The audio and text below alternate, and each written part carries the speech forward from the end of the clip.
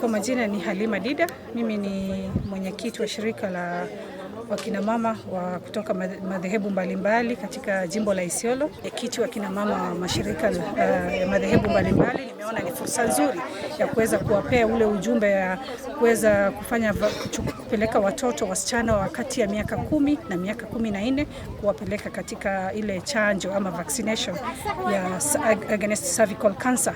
So nimeweza kuwahimiza kwamba wasichana wakipita hiyo stage ya between 10 to 14 years itakuwa haiwezi kuwasaidia. Kwa hivyo nimewahimiza na kuwaomba kwamba sisi kina mama ambao tumeweza kuolewa ama tumepita hiyo umri hauwezi kusaidika na ile chanjo, lakini wale watoto ambao wako katika huo umri wanaweza kusaidika.